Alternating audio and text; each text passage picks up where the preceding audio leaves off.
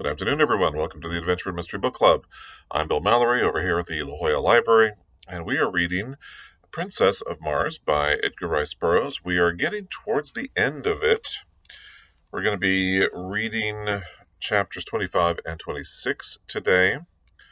And then on Wednesday, by the way, happy Martin Luther King Day for those of you who are watching this on Monday the 18th. So we're reading 25 and 26 today, and then on Wednesday at 4 p.m. we'll be reading chapters 27 and 28, and 28 is the concluding chapter, and that'll be the end of it. So hopefully we'll have some another really good title. We've had some very good suggestions on the website, so if you have not yet had a chance to put in your opinion on what you would like to see as our next reading book, jump on the Facebook page and take a look at it and see if you can find something that you cannot live without. There's a lot of good stuff there, and we've already had some really good suggestions. So hopefully we'll get another one soon, and we'll start reading that. I can't wait to see what it's going to be. So just to recap briefly what has come before, we have, here's our cover. We have John Carter, late of Earth, and he has fallen in love with a red Martian woman by the name of Deja Thoris, and he has made friends with a red Martian soldier by the name of Kantos Can. He has also befriended a green Martian Thark by the name of Tars Tarkas. A lot of names all being thrown at you at the same time. And he would like to be married to Deja Thoris. He didn't really understand the customs, so they kind of go back and forth where she's mad at him, and then she's not mad at him, and then she's mad at him again. And towards the end of the story, we have found her a captive of her people's enemies, the citizens of Zendanga. And so she's a captive in the palace of Zendanga. One of the princes of that country has fallen in love with Deja Thoris also, and right now the Zendangans are attacking those of Helium. Helium, of course, being the country where Deja Thoris is from, and they are attacking Helium, and it looks like Helium is going to be defeated. And so in order to save her people, and believing that her true love, John Carter, is dead, she agrees to marry one of the Zendangan princes. And unfortunately, John Carter then comes in to rescue her. She realizes, oh my gosh, you're not dead, but unfortunately I cannot go with you because I have already given my word to this prince that I will marry him, and that's all I can do. I cannot go back on my word. That going back on your word is something that is impossible in the Martian culture. So since she has agreed to do it, she will marry this man even though she does not love him, and she loves John Carter instead. And so John Carter says, well, that's it, I'm going to kill him. And she says, nope, it doesn't work that way on Mars, so if you kill him, I still cannot marry you, and so you're just stuck. So he gets out of Zendanga, he escapes. He steals one of their flying machines, little one-person flyer, and he is on his way, gets kind of lost, but ends up finding a huge battle, and going down. Oh, they shoot at him, thinking that he is a member of the opposition, whoever the opposition might be. And once he crash lands, he finds out that one of the leaders of this huge battle is his green Martian friend, Tars Tarkas. And they do great battle. They save the day, and it is through John Carter's kind of friendship and as kind of pushing Tars Tarkas along that he believes that it is time to confront their foul leader, a green Martian by the name of Tal Hodges, and they he challenges him to a duel, and they fight. And of course, Tars Tarkas wins, which means that he is now the Jeddak of the Tharks. Jeddak meaning king. And so he is the ruler of the Tharks, and he is and so John Carter's life has gotten a little bit uh, easier in that regard because now he knows that he's got someone on his side.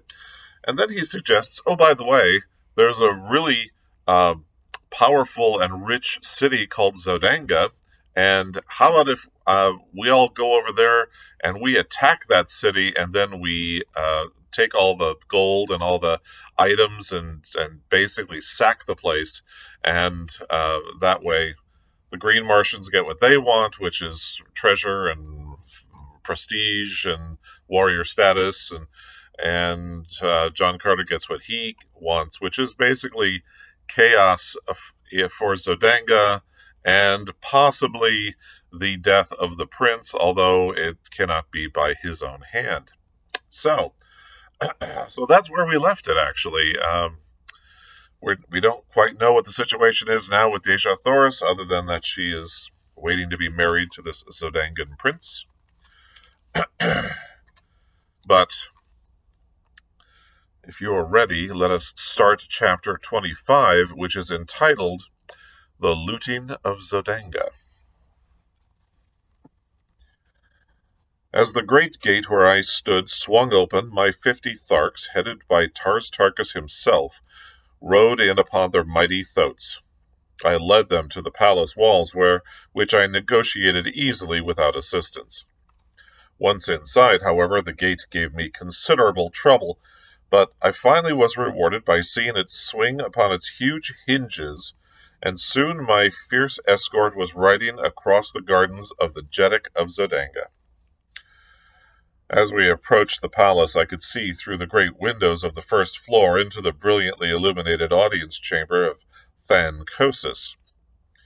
The immense hall was crowded with nobles and their women, as though some important function was in progress. There was not a guard in sight without the palace, due, I presume, to the fact that the city and the palace walls were considered impregnable, and so I came close and peered within. At one end of the chamber, upon massive golden thrones encrusted with diamonds, sat Kantos and his consort, surrounded by officers and dignitaries of state. Before them stretched a broad aisle lined on either side with soldiery, and as I looked, there entered this aisle at the far end of the hall the head of a procession which advanced to the foot of the throne. First, there marched 4 officers of the Jeddak's guard, bearing a huge salver on which reposed, upon a cushion of scarlet silk, a great golden chain with a collar and padlock at each end. Directly behind these officers came 4 others, carrying a similar salver, which supported the magnificent ornaments of a prince and princess of the reigning house of Zendanga. At the foot of the thrones, these 2 parties separated and halted, facing each other at opposite sides of the aisle. Then came more dignitaries and the officers of the palace and of the army, and finally 2 figures entirely muffled in scarlet silk, so that not a feature of either was discernible. These 2 stopped at the foot of the throne, facing Kantos. When the balance of the procession had entered and assumed their stations, Kantos addressed the couple standing before him. I could not hear his words, but presently 2 officers advanced and removed the scarlet robe from one of the figures, and I saw that Kantos Can had failed in his mission, for it was Sabthan, Prince of Zendanga, who stood revealed before me. Kantos now took a set of ornaments from one of the salvers and placed one of the collars of gold about his son's neck, springing the padlock fast.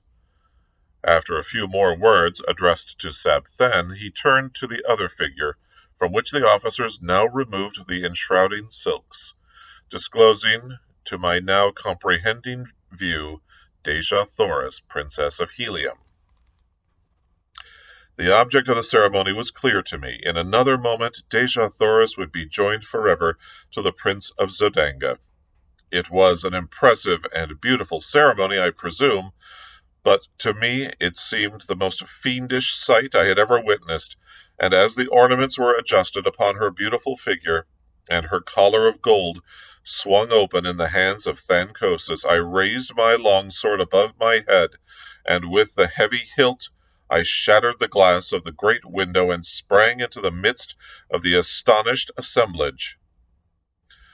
With a bound, I was on the steps of the platform beside Thankosis, and as he stood riveted with surprise, I brought my longsword down upon the golden chain that would have bound Dejah Thoris to another.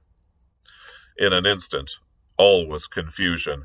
1,000 drawn swords menaced me from every quarter, and Sabthen sprang upon me with a jeweled dagger he had drawn from his nuptial ornaments. I could have killed him as easily as I might a fly, but the age-old custom of Barsoom stayed my hand, and grasping his wrist as the dagger flew toward my heart, I held him as though in a vice, and with my long sword pointed to the far end of the hall. "Zendanga has fallen," I cried.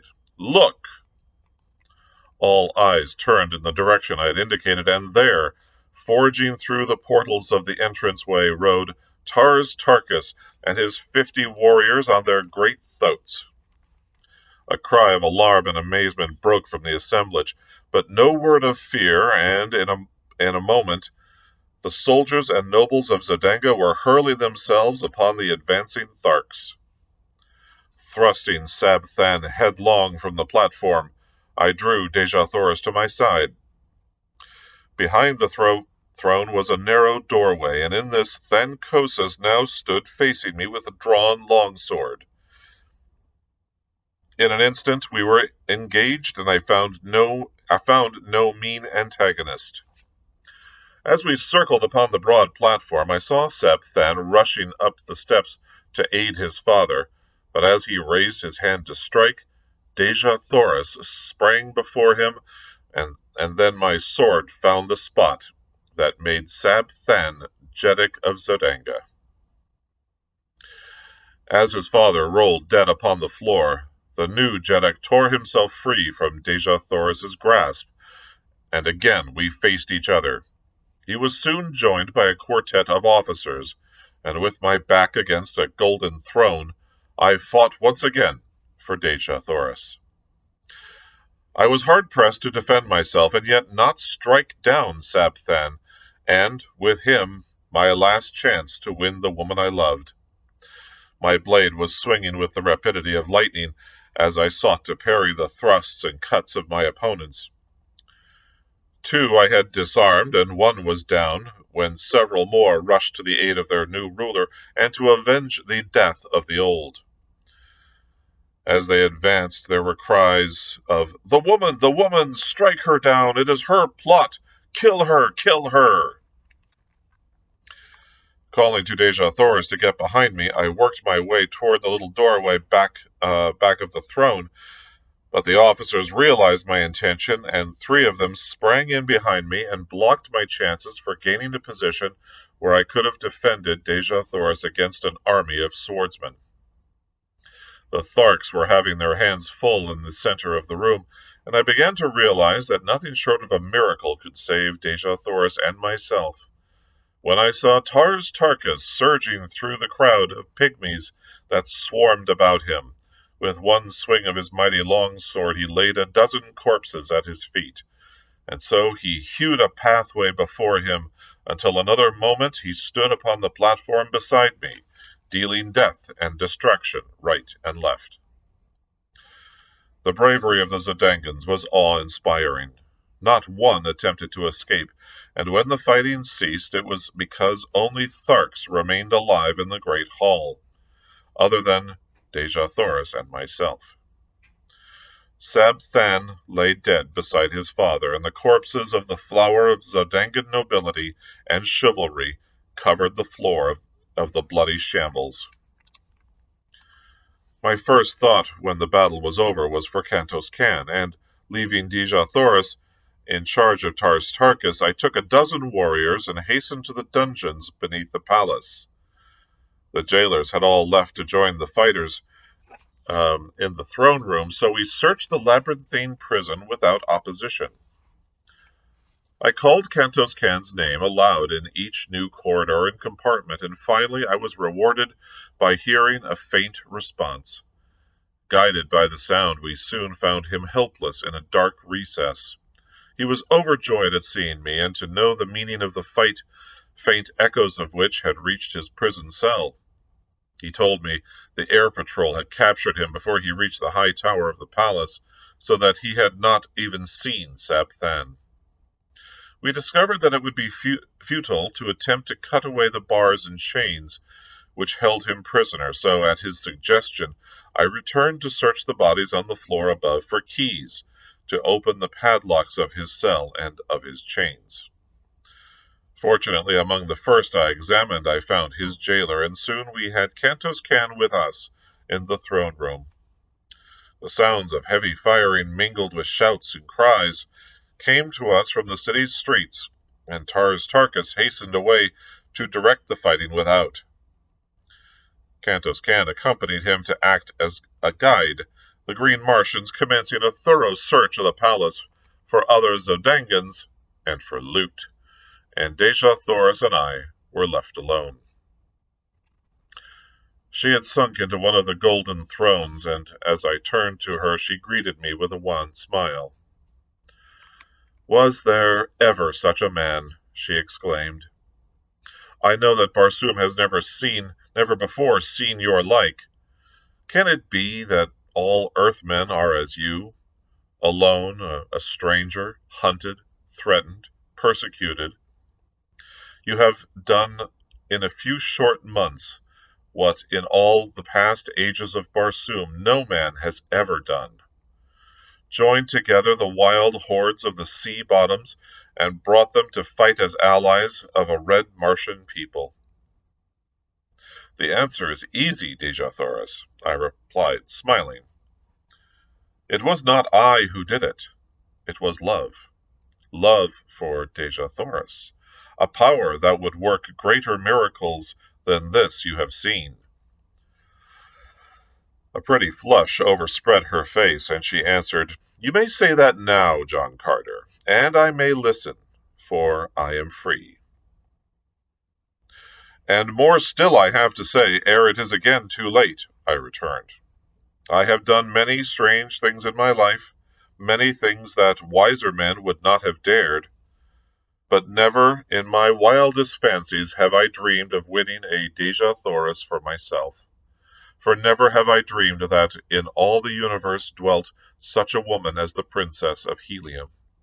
That you are a princess does not abash me, but that you are you is enough to make me doubt my sanity as I ask you, my princess, to be mine." "He does not need to be abashed who so well knew the answer to his plea before the plea were made," she replied, rising and placing her dear hands upon my shoulders, and so I took her in my arms and kissed her. And thus, in the midst of a city of wild conflict filled with the alarms of war, with death and destruction reaping their terrible harvest around her, did Dejah Thoris, Princess of Helium, true daughter of Mars, the god of war, promise herself in marriage to John Carter, gentleman of Virginia.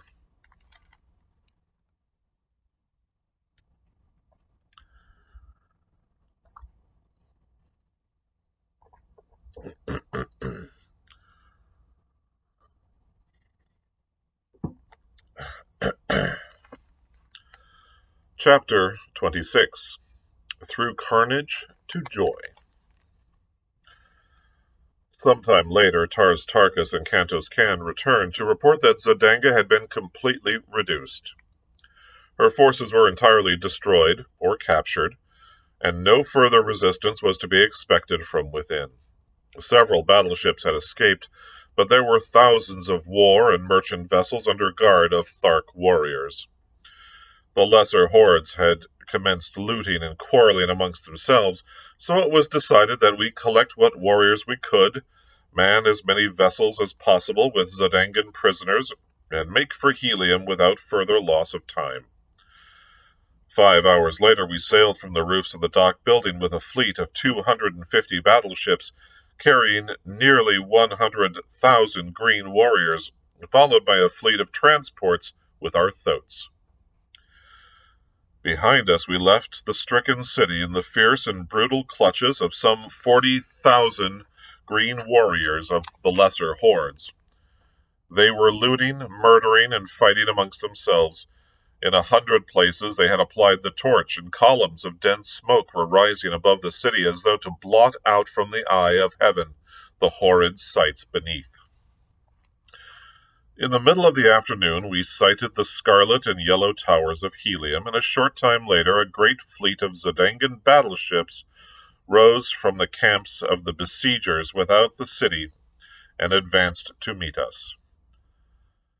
The banners of Helium had been strung from stem to stern of each of our mighty craft, but the Zendangans did not need this sight to realize that we were enemies, for our green Martian warriors had opened fire upon them almost as they left the ground. With their uncanny marksmanship, they raked the oncoming fleet with volley after volley. The twin cities of Helium, perceiving that we were friends, sent out hundreds of vessels to aid us, and then began the first real air battle I had ever witnessed. The vessels carrying our green warriors were kept circling above the contending fleets of Helium and Zendanga, since their batteries were useless in the hands of the Tharks, who, having no navy, have no skill in naval gunnery. Their small-arm fire, however, was most effective, and the final outcome of the engagement was strongly influenced, if not wholly determined, by their presence. At first, the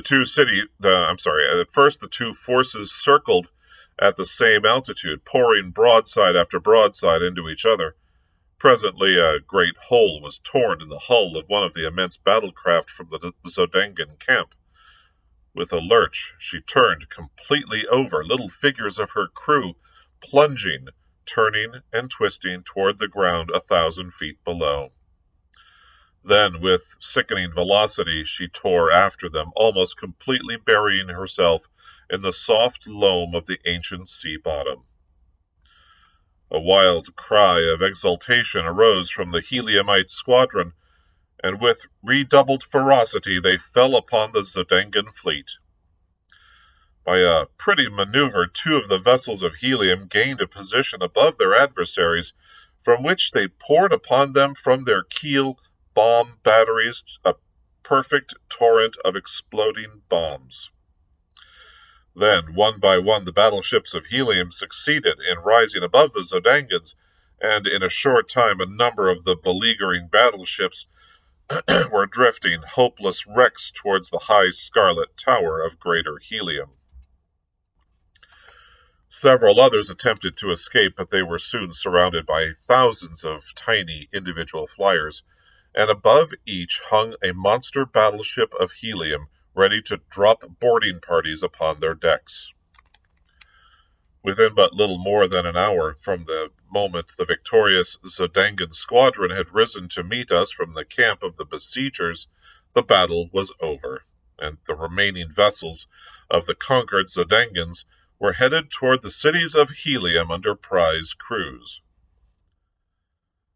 There was an extremely pathetic side to the surrender of the mighty flyers, the result of an age-old custom, which demanded that surrender should be signalized by the voluntary plunging to earth of the commander of the vanquished vessel. One after another, the brave fellows, holding their colors high above their heads, leapt from the towering bows of their mighty craft to an awful death. Not until the commander of the entire fleet took the fearful plunge thus indicating the surrender of the remaining vessels, did the fighting cease, and the useless sacrifice of brave men came to an end. We now signaled the flagship of Helium's navy to approach, and when she was within hailing distance, I called out that we had the Princess Deja Thoris on board, and that we wished to transfer her to the flagship, and that she might be taken immediately to the city. As the full import of my announcement bore in upon them, a great cry rose from the decks of the battleship, and a moment later the colors of the Princess of Helium broke from 100 points upon her upper works. When the other vessels of the squadron caught the meaning of the signals, flashed them, they took up the wild acclaim and unfurled her colors in the gleaming sunlight. The flagship bore down upon us, and as she swung gracefully to and touched our side, a dozen officers sprang upon our decks. As their astonished gaze fell upon the hundreds of green warriors who now came forth from the fighting shelters, they stopped, aghast. But at the sight of Kantos Can, who advanced to meet them, they came forward, crowding about him. Deja Thoris and I then advanced, and they had no eyes for other than her. She received them gracefully, calling each by name, for they were men high in the esteem of the service of her grandfather, and she knew them well. "Lay your hands upon the shoulder of John Carter," she said to them, turning toward me, "the man to whom Helium owes her princess, as well as her victory today."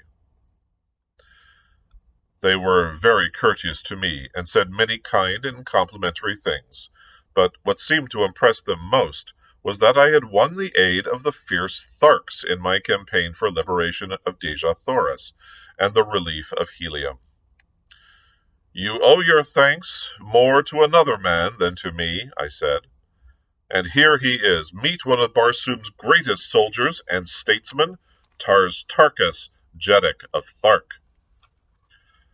With the same polished courtesy that had marked their manner toward me, they extended their greetings to the great Thark, nor, to my surprise, was he much behind them in ease of bearing or in courtly speech.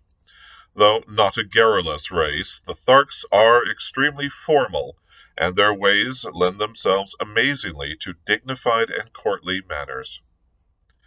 Deja Thoris went aboard the flagship, and was much put out that I would not follow her, but as I explained to her, the battle was but partly won. We still had the land forces of the besieging Zendangans to account for, and I would not leave Tarkas until that had been completed. The commander of the naval forces of Helium promised to arrange to have the armies of Helium attack from the city in conjunction with our land attack, so the vessels separated, and Deja Thoris was borne in triumph back to the court of her grandfather, Tardos Mors, Jeddak of Helium. In the distance lay our fleet of transports, with the thoats of the green warriors where they had remained during the battle. Without landing stages, it was to be a difficult matter to unload these beasts upon the open plain, but there was nothing else for it, and so we put out for a point about 10 miles from the city and began the task. It was necessary to lower the animals to the ground in slings, and this work occupied the remainder of the day and half the night. Twice we were attacked by parties of Zendangan cavalry, but with little loss, however, and after darkness shut down they withdrew. As soon as the last thoat was unloaded, Tarkas gave me the command to advance, and in 3 parties we crept upon the Zendangan camp from the north, and the south, and the east. About a mile from the main camp we encountered their outposts, and, as had been prearranged, accepted this as a signal to charge. With wild, ferocious cries, and amidst the nasty squealing of battle-enraged thoats, we bore down upon the Zendangans. We did not catch them napping, but found a well-entrenched battle line confronting us. Time after time we were repulsed, until, toward noon, I began to fear the results of the battle.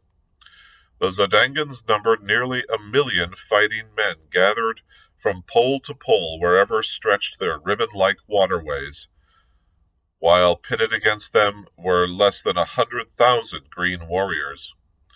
The forces from Helium had not arrived, nor could we receive any word from them. Just at noon we heard heavy firing all along the line between the Zendangans and the cities, and we knew that our much-needed reinforcements had come. Again, Tarkas ordered the charge, and once more the mighty Thoats bore their terrible riders against the ramparts of the enemy. At the same moment, the battle line of Helium surged over the opposite breastworks of the Zendangans, and in another moment they were being crushed as between two millstones. Nobly they fought, but in vain. The plain before the city became a veritable shambles ere the last Zendangans surrendered, but finally the carnage ceased. The prisoners were marched back to Helium, and we entered the greater city's gates, a huge triumphal procession of conquering heroes.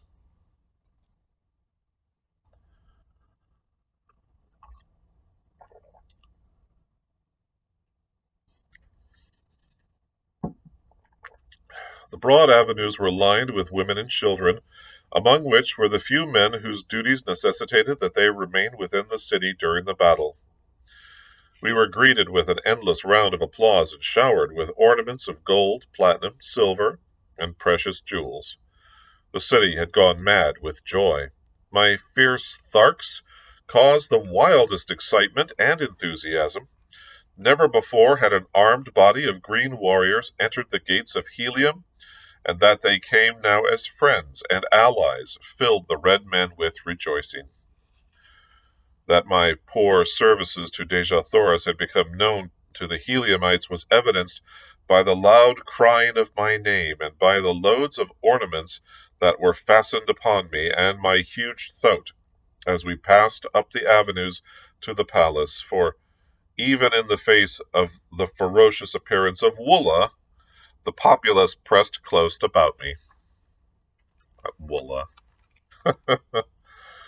As we approached this magnificent pile, we were met by a party of officers who greeted us warmly, and requested that Tarkas and his Jeds, with Jedics and Jeds of his wild armies, together with myself, dismount and accompany them to receive from Tardos Mors an expression of his gratitude for our services.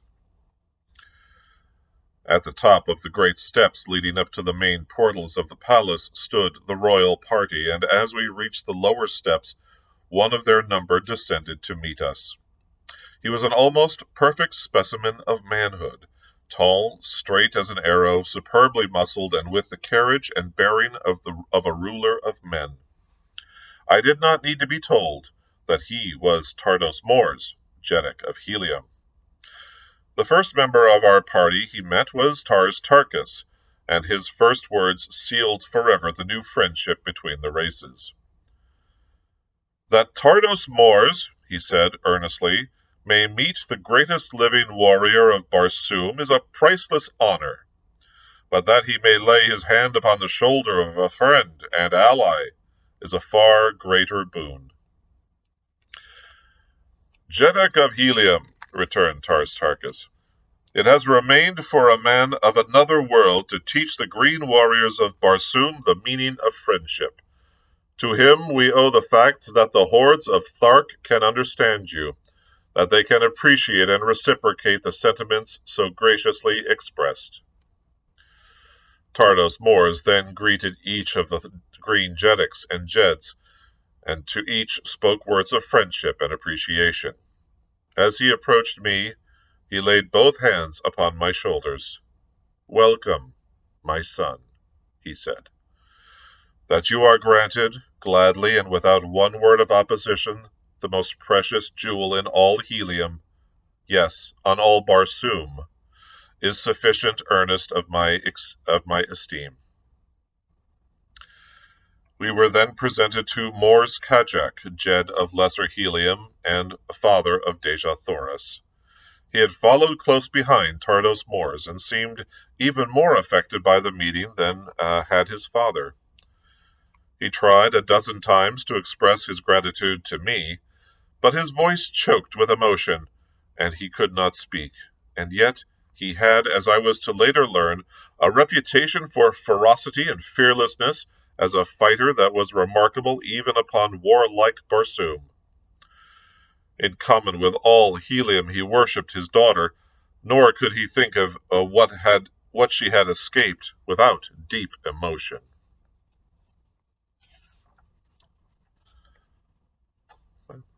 And that, my friends, concludes chapter 26. So we are good for today. Thank you for joining me for our penultimate reading of Princess of Mars by Edgar Rice Burroughs, the first of the John Carter Warlord of Mars books. When we come back on Wednesday at 4 p.m., we will read chapters 27 and 28, and that will conclude our reading of Princess of Mars. Um, so anyway, I'm looking forward to it, and I'm looking forward to finding out on Wednesday what our next title will be. What will we read next? Well, that's up to you, and the only way we can do that is if you go to the Adventure and Mystery Book Club Facebook page and find the announcement. I actually put the announcement at the top of the page, and there are two of them now, by the way. One of them is a table of contents for all of the chapters that we had read for Princess of Mars, but then the other one is the listing of potential titles. Again, a partial listing. There's lots of other titles that are available, and we've already, like I said, had some good suggestions in the comments. If you would like to vote for one of them, please put that in the comments. If you would like to nominate a new one, put that in the comments as well. And then on Wednesday, when after I'm done reading the final two chapters, then we will see who gets the most votes. If there's a tie and there's just all these suggestions but no real votes for them, then we will draw one at random, and we'll just pick that one, and that will be our story. So go to the Facebook page. Check that out. That's your homework until Wednesday at 4 p.m. when we return with the final two chapters of Princess of Mars. Thank you, everyone. Have a good day, and we'll see you again.